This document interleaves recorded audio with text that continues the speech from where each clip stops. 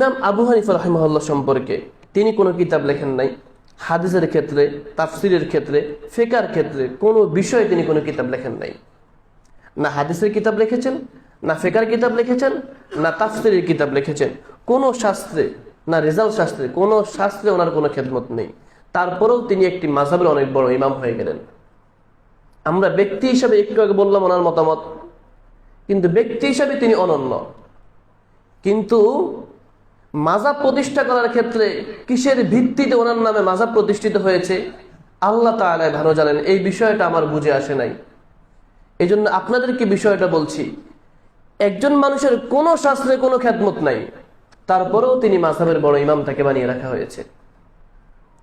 এরপরে আল ফিকহুল আকবার, অনেকে বলে থাকেন যে ইমাম আবু হানিফা লিখেছেন। এটা ভুল কথা। ইমাম আবু হানিফা রাহিমাহুল্লাহ আল ফিকহুল আকবার কিতাবটা লেখেন না, এটা আকীদার কিতাব। ইমাম আবু হানিফার একজন বন্ধু উসমান বাত্তি কুফি থেকে 3টা প্রশ্ন করেছেন বা 4টা প্রশ্ন করেছেন ইমাম আবু হানিফার কাছে। ইমাম আবু হানিফার আকীদার এই 4টি প্রশ্নের জবাব দিয়েছেন। জবাব দিয়ে একটি চিঠি প্রেরণ করেছেন ওনার বন্ধুর কাছে। পরবর্তীতে এই চিঠিটাকে ব্যাখ্যা বিশ্লেষণ করে ওনারা ইমাম আবু হানিফার নামে চালিয়ে দিয়েছেন। আমরা মেনে নিলাম শর্ত সাপেক্ষে ইমাম আবু হানিফা আল ফিকহুল আকবার কিতাব লিখেছেন, সেটা তো আকীদার কিতাব। তো ইমাম আবু হানিফাকে আপনি আকীদার ইমাম মানতে পারেন, তার থেকে আল ফিকহুল আকবার চিঠিটা হলেও সাব্যস্ত আছে। অত্যন্ত দুঃখ পরিতাপের বিষয় হলো হানাফি ভাইয়েরা ইমাম আবু হানিফার মাযহাব মানে, কিন্তু ইমাম আবু হানিফার আকীদা মানে না। কথা বলেন ঠিক কিনা? আকীদায় তারা আশআরী মাতুরিদি, আকীদায় বলে আমরা আশআরী মাতুরিদি।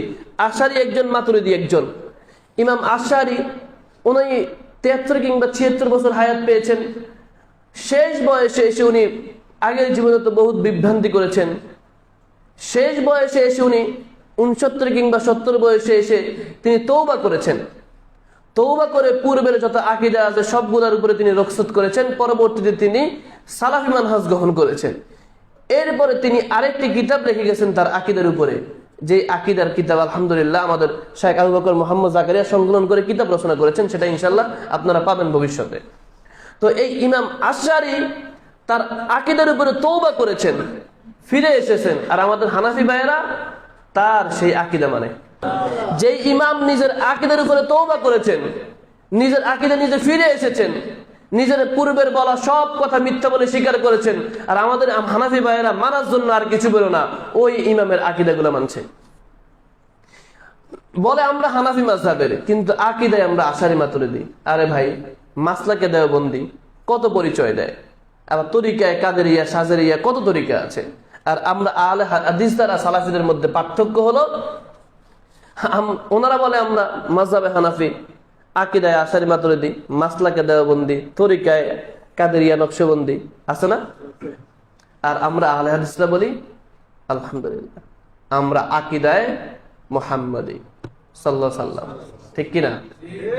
আমরা মাসলাকে কোরআন ও সুন্নাহ, আমাদের মাযহাব প্রিয় নবী সাল্লাল্লাহু আলাইহি সাল্লামের মাযহাব, আমাদের ইমাম পৃথিবীর সর্বশ্রেষ্ঠ ব্যক্তি হযরত মুহাম্মদ সাল্লাল্লাহু আলাইহি সাল্লাম। তাহলে আমাদের মধ্যে তাদের মধ্যে পার্থক্য আছে না নাই?